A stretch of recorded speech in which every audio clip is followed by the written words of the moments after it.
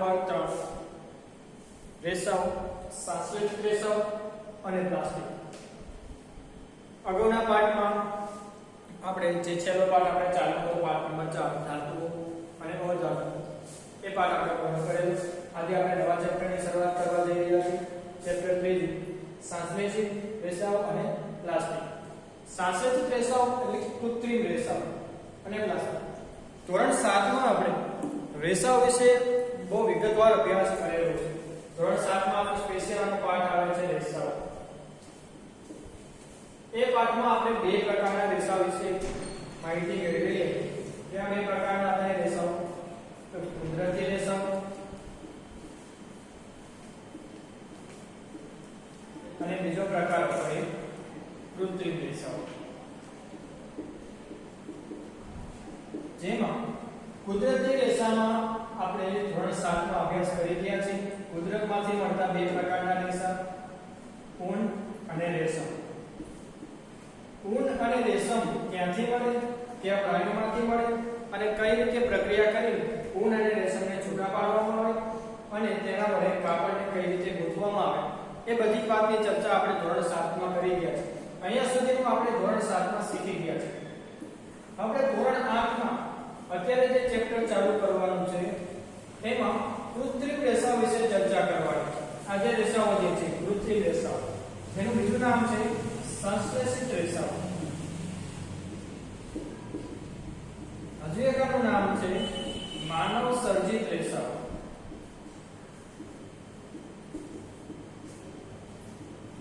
આ ત્રણે પણ એક જ પ્રકાર જેને કહેવાય સંશ્લેષિત, માનવ સર્જિત અથવા તો કૃત્રિમ રેસાઓ. આ પ્રકારના રેસા જે છે એ આપણને કોઈ કુદરતી પદાર્થમાંથી નથી મળતા, પરંતુ માનવે તેનું સર્જન કરેલું છે. આપણે એક રાસાયણિક પ્રક્રિયાથી એને બનાવેલા છે. એ પ્રકારના જે રેસાઓ જે છે એ માનવ સર્જિત, સંશ્લેષિત અથવા કૃત્રિમ રેસાઓ તરીકે ઓળખવામાં આવે છે. તો આજે આપણે આવા પ્રકારના રેસાઓ વિશે ચર્ચા કરવાની છે. તમે તમારી આજુબાજુ નજર દોડાવો તો ઘણી બધી કાપડની બનેલી વસ્તુઓ તમને જોવા મળશે. જેમ કે બારીમાં લગાવ પડતો હોય, આપણી જે છત્રી હોય એની ઉપરનું જે કાપડ હોય, આપણા શર્ટનું કાપડ, પેન્ટનું કાપડ, જે તમે પ્રેસ કરો છો એનું કાપડ, કે કોઈ પણ કાપડ એ તમે જુઓ તો એ અલગ અલગ પ્રકારનું હોય છે. પડદાનું કાપડ પણ અલગ હોય છે, છત્રીનું કાપડ પણ અલગ હોય છે, જે આપણે શિયાળામાં સ્વેટર પહેરીએ છીએ તેનું કાપડ પણ અલગ હોય છે. તો જે કાપડના અલગ અલગ પ્રકાર એ કેમ અલગ અલગ છે? કારણ કે એમને જે રેસા વડે બનાવેલા છે એ રેસા પણ અલગ અલગ પ્રકારના છે. એ રેસાની વાત કરીએ તો આપણે જે સ્વેટર પહેરીએ છીએ એ મુખ્યત્વે ઊનનું બનેલું હોય છે. આ ઉપરાંત તમે કોઈ ચાદર જુઓ તે મુખ્યત્વે રેશમની બનેલી જોવા મળે છે. ઊન અને રેશમની બનેલી તમને ચાદરો પણ જોવા મળે છે. તો આ જે કાપડ જે છે એ ઊન અને રેશમમાંથી મળે છે, કુદરતી રેસા છે. પણ આ પાઠમાં આપણે કૃત્રિમ રેસામાંથી કેવા કાપડ જોવા મળે, કૃત્રિમ રેસા કયા કયા છે, એના વડે કાપડ કઈ રીતે બનાવી શકાય, એના વિશે આપણે ચર્ચા કરવાની છે. તો કૃત્રિમ રેસા વડે મળતા કાપડની વાત કરીએ તો છત્રી, બારીના પડદા. તમે છત્રીનું કાપડ જુઓ તો એ ઊનનું પણ નથી હોતું, રેશમનું પણ નથી હોતું. તો છત્રીનું કાપડ જે છે એ કૃત્રિમ રેસાનું હોય છે. ક્યાં કૃત્રિમ રેસાનું હોય છે એનો જવાબ અત્યારે નહીં આપું તમને, કારણ કે આપણે કૃત્રિમ રેસાઓમાં બધા પ્રકારનો અભ્યાસ કરવાનો છે. એમાં રેસાઓના પણ અલગ અલગ પ્રકાર છે. જેમ કુદરતી રેસામાં ઊન અને રેશમ હતું એમ કૃત્રિમ રેસામાં પણ એના પ્રકારો છે. એ પ્રકારોનો અભ્યાસ આપણે આ પાઠમાં કરવાનો છે. બારીના પડદા જે તમને સિલ્કી જોવા મળે, એકદમ લીચા, તો બારીના પડદા કયા કાપડના છે? એ ઊન કે રેશમના નથી, એ પણ કૃત્રિમ રેસામાંથી બનેલા છે. તો આવા કૃત્રિમ રેસાઓ જે છે જે માનવ સર્જિત છે, જેને રાસાયણિક પ્રક્રિયા દ્વારા સંશ્લેષિત કરવામાં આવ્યા છે, એવા રેસાઓ વિશે આપણે આ પાઠમાં વિસ્તૃત અભ્યાસ કરવાનો છે. કયા કયા પ્રકારના કૃત્રિમ રેસાઓ છે એના નામ જોઈ લઈએ. પહેલા તો રેયોન, નાયલોન અને પોલિએસ્ટર અને એક્રેલિક. આ જે ચાર મેઇન કૃત્રિમ રેસાઓ છે એના વિશે આ પાઠમાં અભ્યાસ કરવાનો છે. રેયોન, નાયલોન, પોલિએસ્ટર અને એક્રેલિક. તો સૌપ્રથમ સંશ્લેષિત રેસાઓ એટલે શું એ આપણને ખબર હોવી જોઈએ. સંશ્લેષિત રેસાઓની આપણે મેઇન એક વ્યાખ્યા આપી હોય તેવી આપી શકાય કે માનવે જાતે રાસાયણિક પ્રક્રિયા દ્વારા બનાવેલા રેસાઓ માનવ સર્જિત રેસાઓ, કૃત્રિમ રેસાઓ અથવા તો સંશ્લેષિત રેસાઓ તરીકે ઓળખવામાં આવે છે. પણ એ કેવી રીતે બનેલા હોય, એની રચના કેવી હોય એ આપણે સમજવું હોય તો આપણે બે વસ્તુની રચના સમજીએ. તમે મણકા પહોળવીની માળા જોઈ હશે, જેમાં તે મણકા એકબીજાની નજીક હારબંધ ગોઠવાયેલા હોય. આવી માળાઓ જોઈ હશે તમે.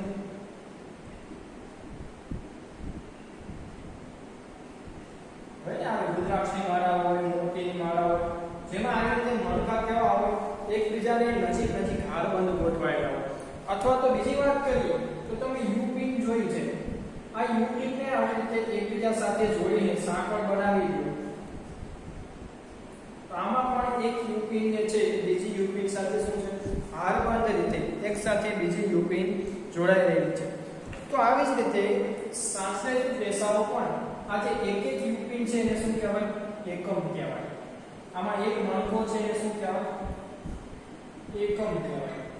આમાં ઘણા બધા એકમોથી માળા બનેલી છે અને ઘણી બધા એકમોથી યુપિનની હારમાળા બનેલી છે. તો સંશ્લેષિત રેસાઓમાં પણ કંઈક આવું જ છે કે ઘણા બધા નાના એકમો નજીક જોડાઈને શું બનાવે છે, એક સાંકળ બનાવે છે. સંશ્લેષિત રેસાઓ શું છે કે નાના એકમો જોડીને બનેલી સાંકળ છે. સંશ્લેષિત રેસાઓ નાના એકમોને જોડીને બનેલી સાંકળ છે. એટલે જે માનવ સર્જિત રેસાઓ જે છે એ પણ આ સાંકળ જેવી જ રચના ધરાવે છે, જેમાં નાના એકમ એકબીજા સાથે ક્રમબદ્ધ રીતે જોડાયેલા હોય છે. હકીકતમાં આ દરેક એકમ એ કોઈક ને કોઈક રાસાયણિક પદાર્થ છે જેના ઉપર આપણે પ્રક્રિયા કરીને આ રેસાઓ બનાવવામાં આવે છે. તો આ જે એકમો જોડાઈને સાંકળ બને તેને શું કહેવાય, તો આ નાના એકમો જોડાઈને બનેલી સાંકળને પોલિમર તરીકે ઓળખવામાં આવે છે.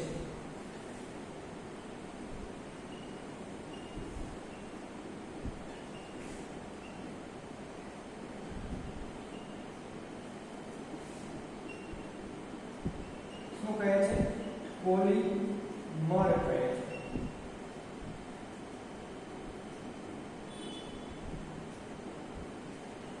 આ પોલિમર એટલે શું, ઘણા બધા નાના એકમોને સાંકળમાં હારબંધ રીતે જોડી દો અને એ જે બને એ પોલિમર તરીકે ઓળખવામાં આવે છે. દરેક પ્રકારના સંશ્લેષિત રેસાઓ જે છે એ આવા પોલિમરના બનેલા હોય છે. તો પોલિમર એટલે શું, તો પોલિમર નામનો એક વિશાળ એકમ બનાવે છે. પોલિમર શબ્દ ગ્રીક ભાષાનો છે. કઈ ભાષાનો છે, ગ્રીક ભાષામાંથી પોલિમર શબ્દ લેવામાં આવ્યો છે.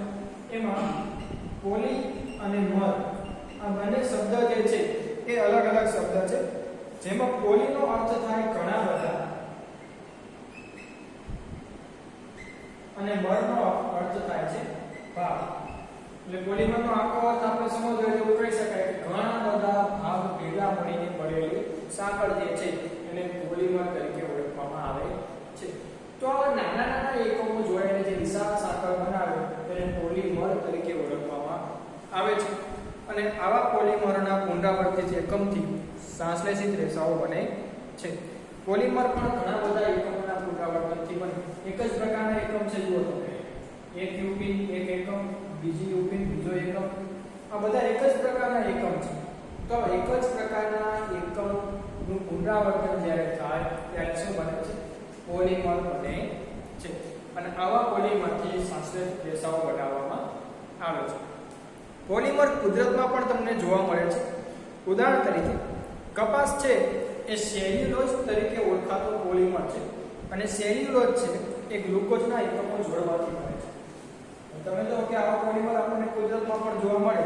કઈ રીતે, તો આપણે જે કપાસ જોઈએ છીએ જેને આપણે રૂ કહીએ એ સેલ્યુલોઝને જોડીને બનાવેલો પોલિમર છે. એટલે સેલ્યુલોઝના ઘણા બધા એકમો જોડાઈને સાંકળ બને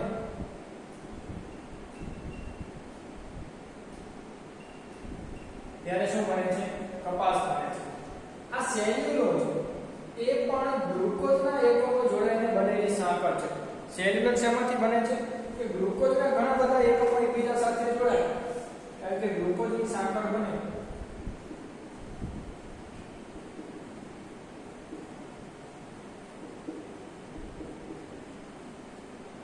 એમાંથી સેલ્યુલોઝ બને છે એટલે આવા પોલિમરો જે છે આપણને કુદરતી રેસામાં પણ જોવા મળે છે જેમ કે કપાસ તે છે એ કુદરતી રેસા છે કુદરતમાંથી મળી આવે આપણને કપાસ તો એ કપાસ કુદરતી રેસા છે એ સેલ્યુલોઝની સાંકળ છે અને સેલ્યુલોઝ પોતે ગ્લુકોઝની બનેલી સાંકળ છે તો કુદરતી રેસામાં પણ પોલિમર તમને જોવા મળે છે તો આ સાંસ્કૃતિક રેસાઓના પ્રકાર કયા કયા છે એમના ગુણધર્મો કેવા છે અને એને કઈ રીતે બનાવવામાં આવેલા છે આ ઉપરાંત સાંસ્કૃતિક રેસાઓ કઈ કઈ જગ્યાએ ઉપયોગમાં આવે છે એના વિશે આપણે અભ્યાસ કરીએ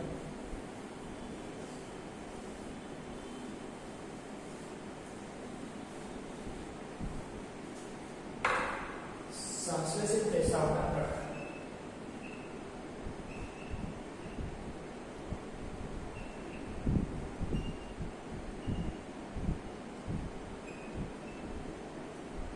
वो चार प्रकारना જોવાના છે આપણે પહેલું છે નાયલોન રેયોન પોલિએસ્ટર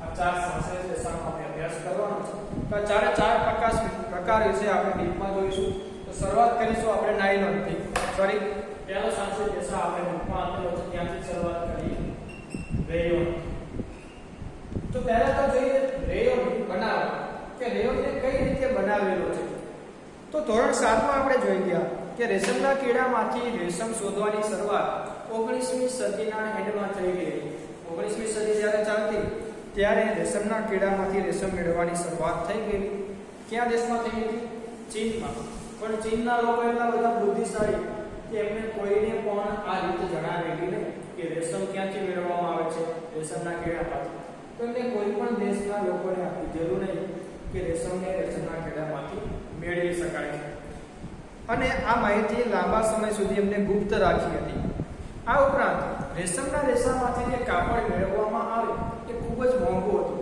કેમ કારણ કે ઘણી બધી પ્રોસેસમાંથી બહાર કાઢવામાં આવતું અને રેશમના કીડામાંથી જે રેશમ મળે છે એ ખૂબ જ ઓછી માત્રામાં હોય આપણે ધોરણ 7 માં જોઈ ગયા કે રેશમના કીડાનો જે પ્રોસેસર બને તેને ઉકળતા પાણીમાં નાખો એટલે થોડુંક રેશમ આપણે એમાંથી મળે છે અને આપણે જો એક ચાદર બનાવવી હોય એક શાલ બનાવવી હોય તો કેટલા બધા રેશમની જરૂર પડે એટલા માટે જે ઓરિજિનલ રેશમ છે જે રેશમના કીડામાંથી બને છે જે મળે છે એ બહુ જ મોંઘું હતું તો એટલા માટે અને સુંદર પોત સૌને આકર્ષતું હતું તે ત્યારબાદ કૃત્રિમ રેશમો બનાવવાના પ્રયત્નો શરૂ થયા કૃત્રિમ રેશમ બનાવવા આ જે રેશમના કીડામાંથી મળે એ કુદરતી રીતે મળે તેને કુદરતી રેશમ કહેવાય પણ એ મોંઘું હતું એટલા માટે પછી કૃત્રિમ રેશમ કઈ રીતે બનાવાય એની માટેના પ્રયત્નો ચાલુ થયા આ કૃત્રિમ રેશમ એટલે આપણું રેયોન આ રેયોનને કૃત્રિમ રેશમ તરીકે ઓળખવામાં આવે છે ત્યારબાદ રેયોનને કઈ રીતે બનાવાય એની શોધખોળ ચાલુ થઈ તો લાકડાના માવા ઉપર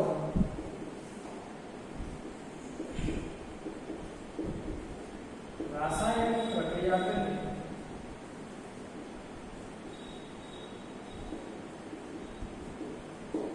રેયોનના રેસા બનાવવામાં આવે છે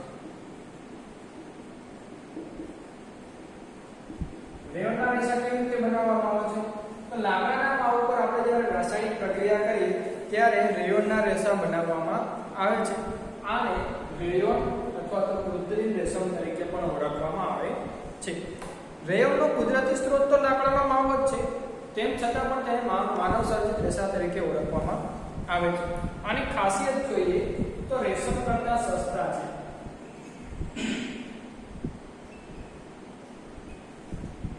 રેયોન માનવ સર્જિત રેસા છે એટલા માટે જે રેશમ ખૂબ જ મોંઘું હતું એની કરતાં પણ આ રેયોનના રેસા છે એકદમ સસ્તા છે આ ઉપરાંત તેઓ રેશમના રેસાની માફક તેને વણી શકાય છે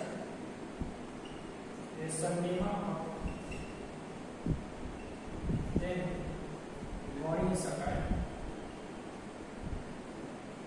જેમ રેશમના રેસાને આપણે વણીને સાર કે ચાદર બનાવી શકીએ છીએ, તેવી જ રીતે રેયોનના રેસાને પણ વણીને તેને સાર, ચાદર કે અમુક કાપડ બનાવી શકાય છે.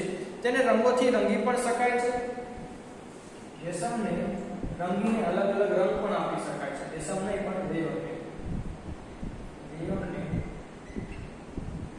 રંગી પણ શકાય છે.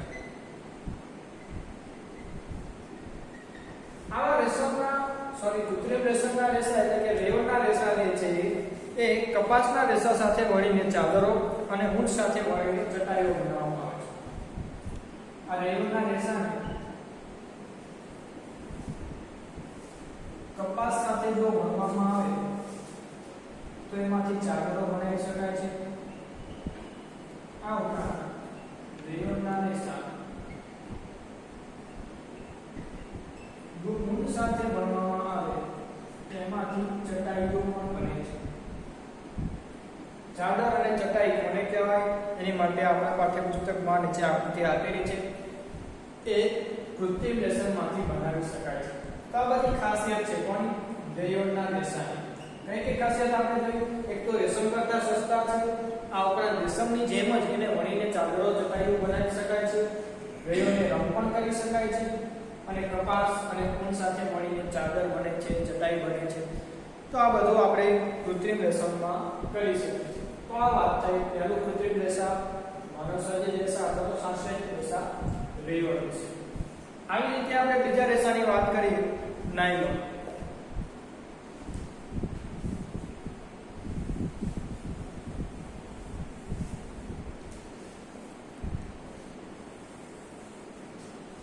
Number 2 nylon. તો નાયલોનને કેવી રીતે બનાવવામાં આવે? નાયલોન પણ એક પ્રકારના માનવસર્જિત રેસા છે. તેને કોઈ પણ પ્રકારના કુદરતી કાચા માલ વગર, ઉપયોગ વગર બનાવવામાં આવેલા છે. ક્યારે બનાવવામાં આવ્યા? ઈસવીસન 1931 માં બનાવવામાં આવ્યા છે. કોની મદદથી? કોલસો, પાણી અને હવાની રાસાયણિક પ્રક્રિયા. ઈસવીસન 1931 માં કોલસો, પાણી અને હવાની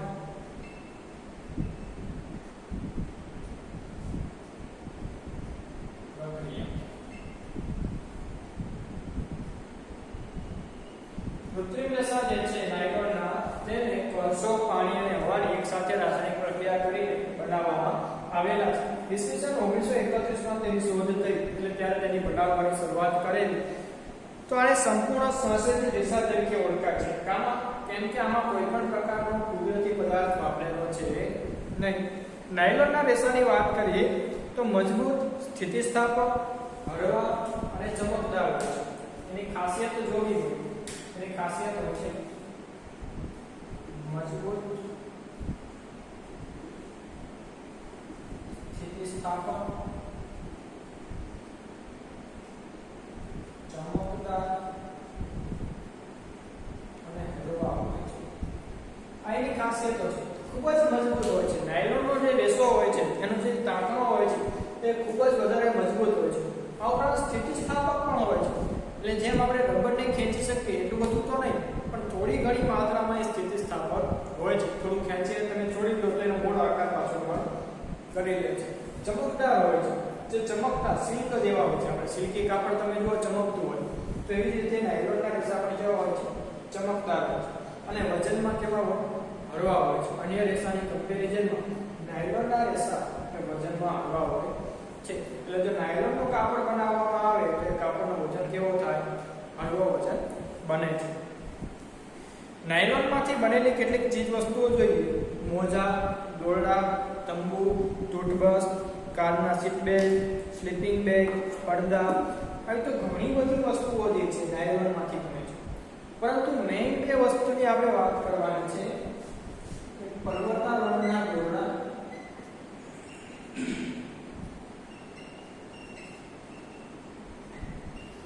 અને પેરાશૂટ.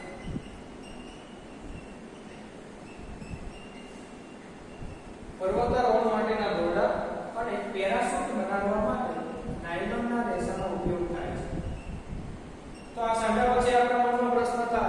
શું નાયલોનના રેસા એટલા બધા મજબૂત હશે કે તેની મદદથી આપણે પર્વતારોહણ માટેના દોરડા પણ બનાવી શકીએ અને પેરાશૂટ પણ બનાવી શકીએ? કારણ કે તમે જોયું કે પર્વતારોહણ માટેના દોરડા ખૂબ જ મજબૂત હોવા જોઈએ, નહીંતર એ તૂટી જાય તો પછી જાનની હાનિ થઈ શકે છે. અને પેરાશૂટમાં પણ એનું જે કાપડ આવે છે ખૂબ જ મજબૂત હોવું જોઈએ, કારણ કે એને ઘણો બધો હવાનો અવરોધનો સામનો કરવાનો હોય છે. તો શું એટલો બધો મજબૂત હોય નાયલોનનો તાંતણો? તો નાયલોનના તાંતણાની વાત કરીએ તો નાયલોનનો તાંતણો એ સ્ટીલના તાંતણા કરતાં પણ વધારે મજબૂત હોય છે. જેવો તમે નાયલોનનો પાતળો તાંતણો લો એટલી જ જાડાઈનો તમારે સ્ટીલનો તાંતણો લેવાનો, તો બંનેમાંથી વધારે મજબૂતાઈ કોની? તો જે નાયલોનનો તાંતણો જે છે એ સ્ટીલનો વાયર જે આવે એની કરતાં પણ વધારે મજબૂત હોય છે. એટલા માટે તેમાંથી પર્વતારોહણના દોરડા પણ બને અને પેરાશૂટ પણ બનાવવામાં આવે છે. તો એક યાદ રાખજો ક્લાયન્ટ કે નાયલોનના રેસા એ સ્ટીલના તાંતણા કરતાં પણ વધારે મજબૂત હોય છે.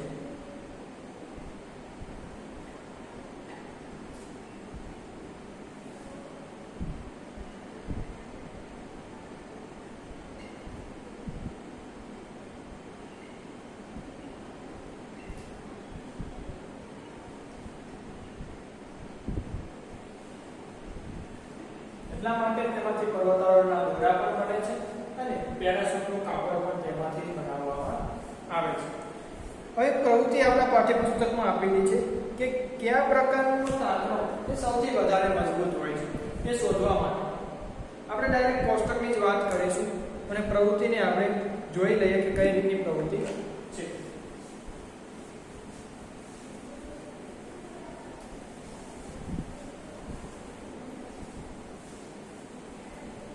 પ્રવૃત્તિ માટે એક સ્ટેન્ડ લેવાનું છે, એની સાથે આપણે એક મુક્ત રીતે લટકે એવી રીતે એક પલ્લું બાંધવાનું છે.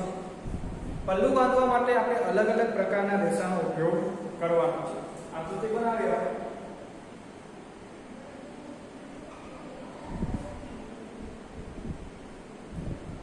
એક સ્ટેન્ડ, એની સાથે આપણે શું બાંધવાનું છે? એક મુક્ત રીતે લટકે એવું પલ્લું બાંધવાનું.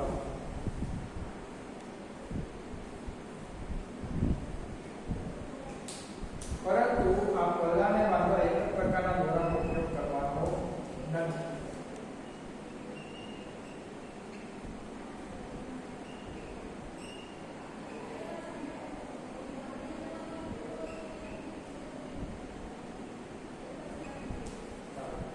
પ્રવૃત્તિમાં આપણે 4 પ્રકારના રેસાનો ઉપયોગ કરીશું. કપાસ, ત્યારબાદ છે ઊન,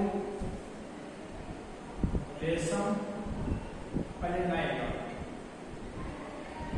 કઈ જગ્યાએ આજે આપણે દોરો બાંધેલો છે, આજે તાંતણો બાંધેલો છે, એની જગ્યાએ વારાફરતી આપણે કપાસનો ઉપયોગ કરીશું, ત્યારબાદ ઊનનો, રેશમનો અને નાયલોન. હવે પ્રવૃત્તિમાં શું કરવાનું છે સમજી લ્યો કે આ પલ્લા સાથે પહેલા આપણે કપાસનો રેસો બાંધી લઈએ, એટલે તાંતણો હોય તે બાંધી લઈએ અને પછી પલ્લામાં આપણે વારાફરતી વજન મૂકતા જઈએ. ક્યાં સુધી વજન મૂકીશું? કે જ્યાં સુધી આ તાંતણો તૂટી ના જાય ત્યાં સુધી આપણે વજન મૂકીશું. જેટલો વજન આપણે મૂકો એને આપણે બાંધી લઈશું. જ્યાં સુધી તાંતણો તૂટી ગયો ત્યાં સુધી જેટલો પણ વજન આપણે મૂકો એ બધું આપણે આમાં નોંધી લઈશું કે કેટલો વજન કપાસનો તાંતણો જે છે એ આટલા વજન સુધી ગમે છે પછી તૂટી જાય છે. એવી જ રીતે ઊનના તાંતણામાં પણ સેમ પ્રક્રિયા કરીશું, રેશમના તાંતણામાં પણ અને નાયલોનના તાંતણામાં. તો દરેક પ્રકારના તાંતણામાં અલગ અલગ પ્રકારને સહન કરવાની મજબૂતાઈ રહેલી છે. અલગ અલગ વજનને સહન કરવાની મજબૂતાઈ રહેલી છે. દરેક તાંતણા સરખો વજન ઉપાડી શકે ને. તો કપાસની વાત કરીએ તો રેશમ કરતા ઓછો વજન સહન કરી શકે છે. કેવો? રેશમ કરતા ઓછો. ઊનનો તાંતણો જે છે એ થોડાક જ વજનમાં તૂટી જાય છે, એટલે સૌથી ઓછો વજન સહન કરી શકે છે.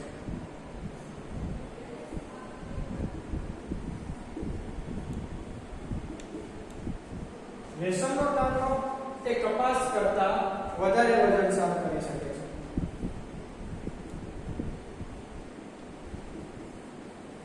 પણ આપણે હમણાં વાત કરીએ કે નાયલોનના તાંતણા સ્ટીલ કરતા પણ વધારે મજબૂત હોય તો એ નાયલોનનો તાંબો. એમાં ઘણા બધા વજનિયા તમે મૂકો તેમ છતાં પણ નાયલોનનો તાંબો તૂટતો નથી. એટલે સૌથી વધારે ઘણી મજબૂતાઈની વાત કરીએ તો સૌથી વધારે મજબૂત કોણ હોય? સૌથી વધારે મજબૂત છે નાયલોનનો તાંબો. અને સૌથી ઓછો મજબૂત કોણ છે? ઊનનો તાંબો. તો આ પ્રવૃત્તિ ઉપરથી આપણને ખબર પડે કે નાયલોનના તાંબા એ ખૂબ જ વધારે મજબૂત હોય છે. એટલા માટે જ આ પ્રવૃત્તિ આપણે અહીંયા જોયેલી છે. મજબૂતાઈ જોવા માટે કે કયા તાંબાની મજબૂતાઈ કેટલી છે. હવે જે નવો પ્રકાર જે છે જે છેલ્લા બે પ્રકાર પોલિએસ્ટર અને એક્રિલિક, એમાં આપણે સૌપ્રથમ વાત કરીશું પોલિએસ્ટર.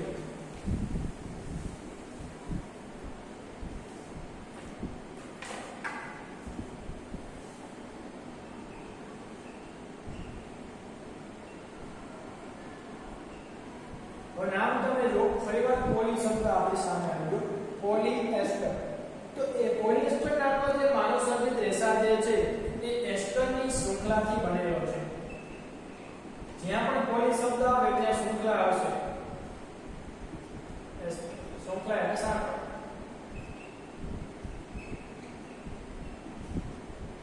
એસ્ટર નામનો જે પદાર્થ છે એની સાંકળથી જોડાઈ પોલિએસ્ટર બને છે. તો એસ્ટર એટલે શું? તો એસ્ટર જે છે એ ફળોમાં, ફૂલોમાં, અત્તરમાં એ બધે સુગંધ જે પ્રોવાઈડ કરે છે, જે સુગંધ આવે છે એ એસ્ટરને કારણે આવે છે. તો પોલિએસ્ટર એ આવા એસ્ટરની શૃંખલાથી બનતો સંશ્લેષિત રેસા છે. તો પોલિએસ્ટર જે છે એનું કાપડ જલ્દીથી ચોરાઈ જતું નથી અને કડક રહે છે. તેને ઇસ્ત્રી કરવાની પણ જરૂર પડતી નથી. તેને ધોવાનું ખૂબ જ સરળ છે અને પહેરવા માટે અનુકૂળ છે. અને ખાસિયત લખીએ તો ઝડપથી જોડાઈ જતું નથી.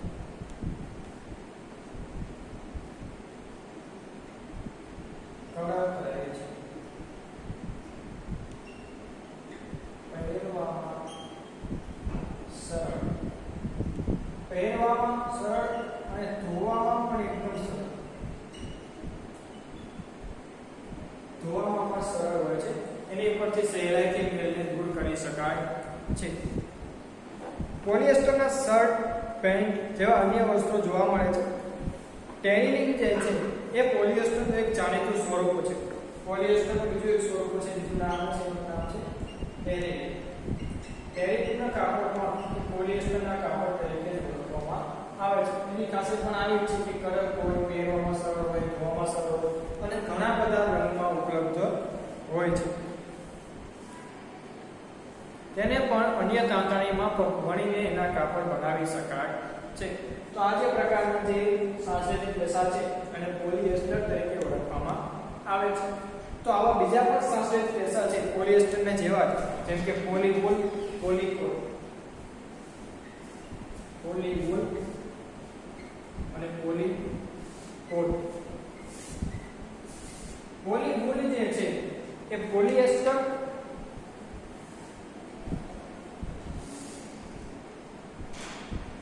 અને કપાસના રેસાથી પોલિએસ્ટર અને ઊનના રેસાને સાથે મળીને બનાવેલું છે પોલીવુલ કહેવાય.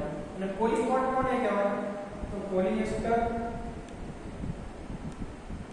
અને કપાસના રેસાને સાથે વણવામાં આવે એ જે કાપડ બને એ પોલીકોટનું કાપડ કહે છે. તો ત્રણ વસ્તુની વાત કરી, પોલિએસ્ટર, પોલીવુલ અને પોલીકોટ. એટલે યાદ રાખજો કે પોલીવુલ એટલે પોલી વત્તા વુલ, તો પોલિએસ્ટર વત્તા ઊન, વુલ એટલે ઊન. પોલીકોટ તો પોલિએસ્ટર વત્તા કપાસ, કોટ એટલે કોટન. કોટ એટલે શું અહીંયા શબ્દ છે? કોટન. કોટન એટલે કપાસ. તો પોલીકોટ એટલે પોલિએસ્ટર અને કપાસના રેસાને વણીને જે કાપડ બનાવવામાં આવે એને કહેવાય પોલીકોટનું કાપડ. તો ચાર પ્રકારના કાપડની વાત કરી, પોલીવુલ, પોલીકોટ, ટેરિલિન અને પોલિએસ્ટર. આ ચારે ચાર પ્રકારના કાપડ એ પોલિએસ્ટરના કાપડ તરીકે જ ઓળખાય છે, કારણ કે તેમાં ચારે ચારમાં પોલિએસ્ટરનો ઉપયોગ તો હોય જ છે. તો તો આપણે આના પછી જે સંશ્લેષિત રેસા બચે છે એક્રિલિક, એના પછી હવે આના પછીના લેક્ચરમાં આપણે ચર્ચા કરીશું. અને છેલ્લે આપણે પ્લાસ્ટિક વિશે અભ્યાસ કરવાનો છે. એ પ્લાસ્ટિક કઈ રીતે બને, રોજિંદા જીવનમાં એના ઉપયોગો, એના લાભ અને એના ગેરલાભ. અત્યારે અહીંયા સુધી રાખીએ.